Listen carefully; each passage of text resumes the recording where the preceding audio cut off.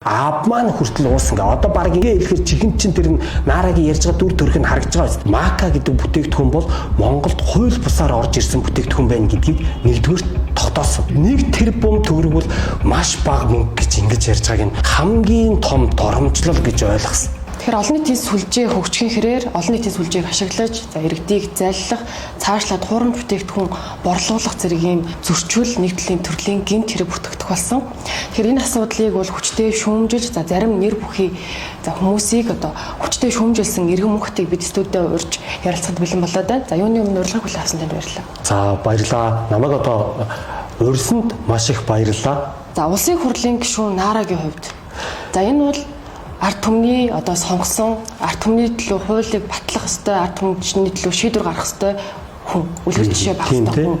Гэтэл энэ хүн иргэдийн нэг талд одоо төрлийн таны одоо хэлсэн мэдээлэлээр бол заллаад витаминыг зарсан гэдэг ийм одоо кейс баримтыг таарсан. За эхлээд бол улсын хурлын гишүүн маань намайг болуулна нэр хүндэд халдлаа. Би хизээж амьд одоо энэ инфлюенсерийнхээ түүхэн хугацаанд ингэж баталгаагүй, чанаргүй бүтээгдэхүүнийг зарж байгаагүй гэж бүр төрийн ордон дотроос хэвлэлийн байгууллага дуудчихад мэдгдэл хийжсэн тухайн үед. Гэтэл эмнэлгийн хэрэгслийн хяналт зохицуулалтын газраас тэр Мака гэдэг бүтээгдэхүүн бол Монголд хууль бусаар орж ирсэн бүтээгдэхүүн байна гэдгийг нэгдүгээр тогтоосон. Хоёрдугаар хүнсний нэмэлт бүтээгдэхүүн байна гэдгийг тогтоосон. Тэгэхээр эндээс юу үсэж чинь хүнсний нэмэлт бүтээгдэхүүн гэдэг чинь ахаал эмчилгээний чанар байхгүй. Манай улсын хурлын гишүүний гаргасан хамгийн өвөөгүй одоо тэр сурталчилгааны үйлдэл нь юу гэсэн хэр тэр нь витаминч биш хүнсний нэмэлт бүтээгдэхүүн байх нь шүү дээ, тэ. Хоёрдугаарт энэ эрэгтэй хүнд огт зориулаагүй. Эмэгтэй хүний сарын тэмдгийг өвдөлтгүй ирэхэд зориулсан тэр нэг чихэр гэдэг ангилалд ордог хүнсний нэмэлт бүтээгдэхүүнийг эрэгтэй хүний төрөв булчирхайн эмчилдэг эмчилгээний бүтээгдэхүүн. Тэгээд аав маань хүртэл уусан гээ. Одоо баг ингээ хэлэхээр чихэн чин тэр наарагийн ярьж байгаа дүр төрх нь харагдж байгаа үстэй. Тэгж хоногштол сурчилгаа хийж иргэдийг хохироосон. Тэ эн чин тэр хүний хүнд л итгэж авч байгаа шүү дээ. Гэтэл өнөөдөр тэр хүн намайг шалгуулна гэж зөндөө олоодагийн мэдгдэл хийсэн. Эрүүл мэндийн яамд чиглэл өглөө гэж мэдгдлээ өөрөө фэйсбүүк дээр зөндөө хийж л өстэй. Одоо ч хийдэг, комментор үргэлж ярьдаг. Намайг залхигчилгээ яриаддаг. Гэтэл энэ улсын хурлын гишүүн хүн маань эмнэлгийн хэрэгслийн хяналт зохицуулалтын газар гэдэг тэр албан ёсны газраас нь энэ Мака гэдэг бүтээгдэхүүн улсын хилээр хууль бусаар ороод иржээ зөвшөөрлгүй байна гэдгийг тогтоочход байхад тэр компани дээр ямар ч арга хэмжээ аав гэж дуугарддаг. Тэгэхээр тэр хүн санхүүгийн тэр сонгуулийн зардлаа хаанаас босгосон байж болох вэ? Тэр чинь нэг ширхгэн 7200 төгрөгийн үнэтэй. Тэгээд курсыг сая 600 мянгаар зарж. Одоо тэгээд тэр бум төгрөгийг би амархан олдог. Тэр бум гэдэг чинь их мөнгө биш гэж ярьж байгаагийн үндслийн тэгэхээр манай хуулийн байгууллага бол шалгах ёстой. Даанч хуулийн байгууллага ажиллаа хийхгүй шүү дээ.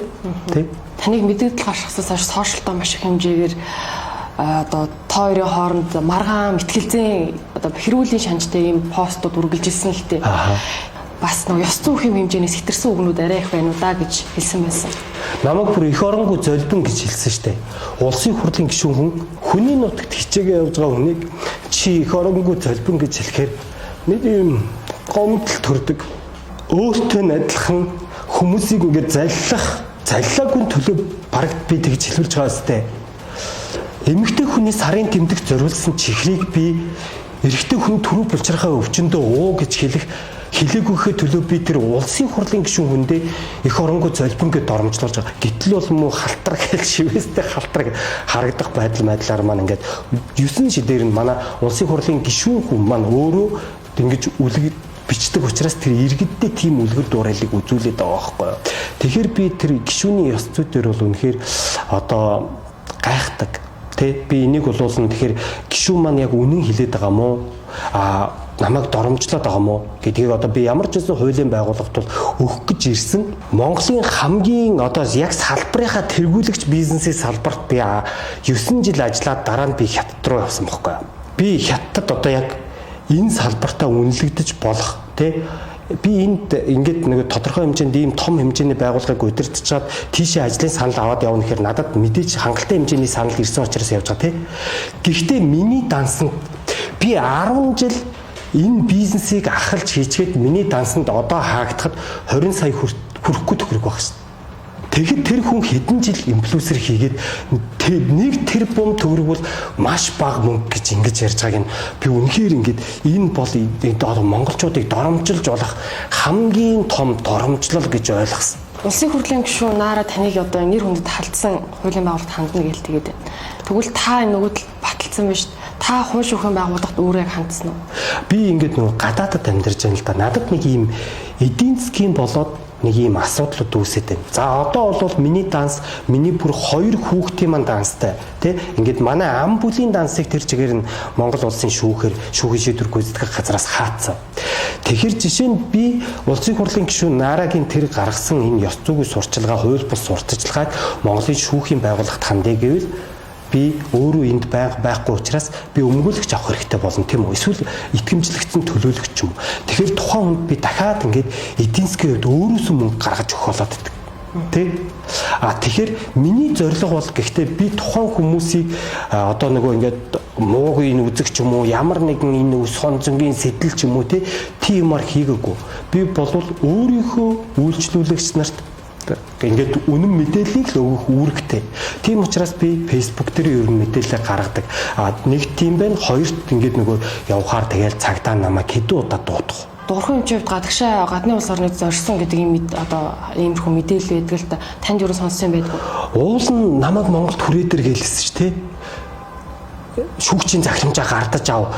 Энэ одоо Монголд ирэх нүүргүй болоод ирж чадахгүй байна гэлээс. Тэгээ би Монголд ирэхдээ бол за шүүгчийн захирамжийг гардаад авъя. Өөртөө нь уулзъя. Тэ ингээд хаалц мэтгэлцээ хийчих л да. Хин худлаа яриад байгааг тий. Би хаалц мэтгэлцээ хийчихье гэдэг бодол надад яагаад төрсөн бэ гэхээр одоо шүүхтэр нь очиж шүүгчийн захирамжийг гардаад авах гэхээр надад өгөх юм байхгүй шүү дээ. Тэгээд шүүгчин надад энийг л өглөө шүүгчийн туслах нь та зүгээр өөрөө хардаа тэр хүний шүүхт гаргасан нэхэмжлэл байгаа үстэй. Өөр өх юм надад байхгүй шүүхээс нь. Тэгээд намайг Монголд ирлээ гингүүд тэр хүн гадагшаа явлаа гэн. Тэ? Тэгэхээр намайг ирэхээр буцаад зугтж байгаа болов гэдэг хардлага надад төрж байгаа байхгүй. Та баримтанда нэг юм бас тогсон байсан л да. Энэ одоо дурхан хэмжээнд зарж байгаа бүтээгдэхүүн цуснд орж задардаг, эрүүл мэндэд маш сөрөг нөлөөтэй гэдгийг та тодтогсон байсан. Тий. Энийг би яриаг байхгүй. Дурхан хэмжээ өөрөө ирсэн. Тэгээд тэрийг Facebook дээр постлсан байсан шүү дээ. Энэ бол хүний цуснд орж задардаг учраас амнаас эрүүл мэндэд аюултай. Энийг оруулж ирсэн хүн нь өөрөө энийг аюултайгээ ярьж штэ. Би тэрийг нь л гаргасан. Би энэ салбарт ажилладаг хүн болохоор амар сайн мэдж байгаа байхгүй. Энэ эмийн гач нөлөө гэдэг юм дунджаар 3-5 жилийн дараа гардаг. Тэгэхээр уусан хүмүүс 3-5 жилийн дараа хөгжлийн бэрхшээлтэй болох эрсдэл маш өндөр. Та сая таны дансыг хаасан тухай хэдэд удаа дурдлаа л байна. Тэгээд тодорхой хэмжээний байр суурьтай, албан тушаалтай, карьертай ийм хүмүүсийг ингээ эсрэг мэдээлэл хийснээр төлөө танд өөрөөр дарамт шахалт гэдэг юм уу? Гэр бүлд чинь ч гэдэг юм уу? Өөр зүйлүүд юу нэрсэн үү? Facebook дээр бол тогтмол ирдэг. Одоо ингээл янз бүрийн царайтай хүмүүс над руу ингээ видео колл хийгээл тий чамайг байгаа газар чинь алан чи хаа байна ч гэдэг юм уу тий. Одоо би бол энийг нөгөө олон жилийн хугацаанд энэ мэдээллийг гаргацсан учраас тиймэрхүү юмд нь цочирдгоо байц. Тэгээд би хүрээдэр гээд хаягаа явуулдаг байхгүй. Хоёр хүүхэд чинь Монголд байгаа үстэй. Хүүхдүүдээ бодоорой энэ төр гэдэг мессеж надад бүр ирдэг. Ийм мэдээллийг гаргаснаас болж за тэрнээс гадна эргэн тойрны маань хүмүүсээр миний маш ойрын хүмүүсээр мөнх хотоо чи наадхаа яриха болж чи энэ хэрэгээсээ энэ хүний л хасчих гэдэг ч юм уу те хөөрхий наадах чинь тэрийг мдээгүй сурталчилсан юм байна. Эхнэр нь эмнэлэг твтэд амар яд мөнгөний хэрэг гарсан гинэ. Тэгээл хөөрхий тэгээ ярьцсан юм байна. Тиймээс чи энийг л ярьчих. Энэ манай ах байгаамаа. Энэ манай найз байгаамаа. Байнга яриулна. За энэ дээр ингээ хоёлаа ингээ яриад байвал маш олон зүйл байна. Гэхдээ эцсийн үр дүндээ жоохон хууль чангатай улс байсан бол нэр бүхэн улсын хурлын гишүүн тэгээ нэр бүхэн ийм хариуцлагатай албан тушаалтай хүмүүс иргэдийгээ залилсан байж болзошгүй ийм баримтуудыг гаргахад шалгах ёстой тийм хууль зүйн байгууллагууд шалгаад хариуцлага тооцох ёстой. Гэтэл өнөөдөр багахан хугацаа өнгөрсөнд юу ч өөрчлөгдөг байна л гэж харах гэдэг юм л да.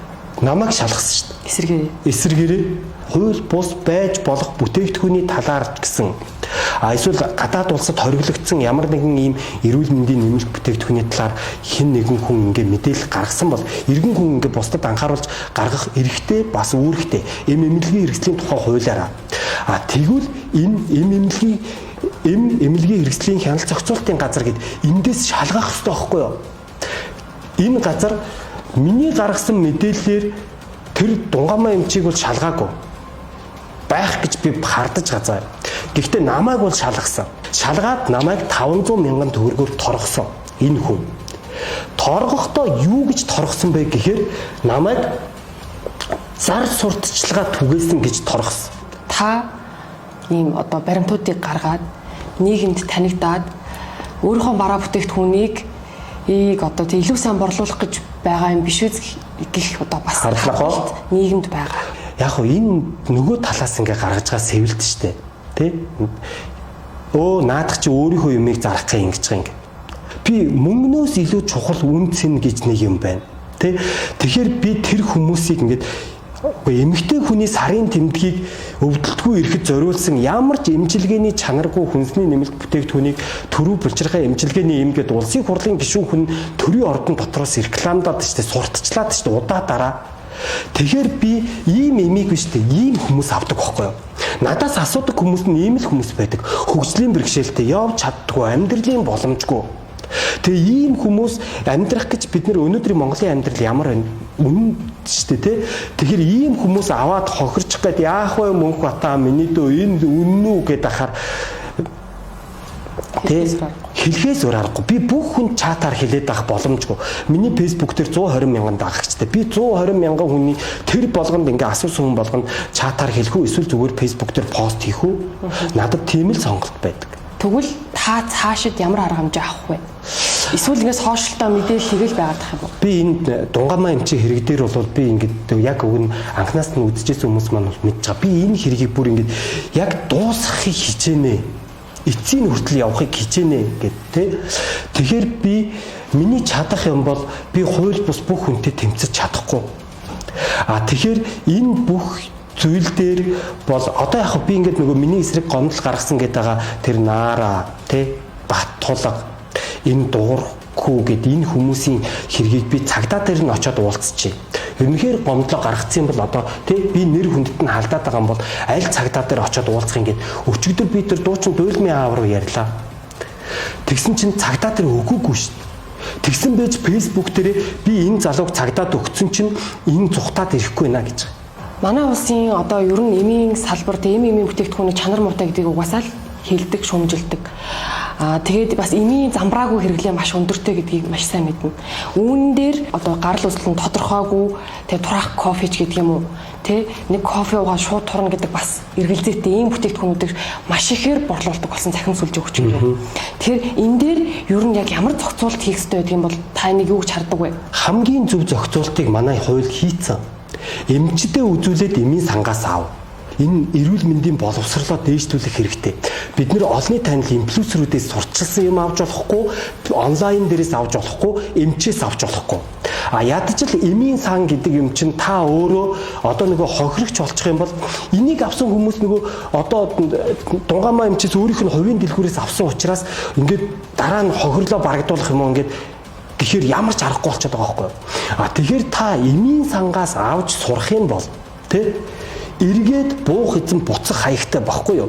Эмчийн бичгээр эмийн сангаас аваа сурчхаа. Тэрнээс надаас битгий аав, тэ олонний танилуудаасаа битгий аав, эмчийн гараас хизээч битгий аав.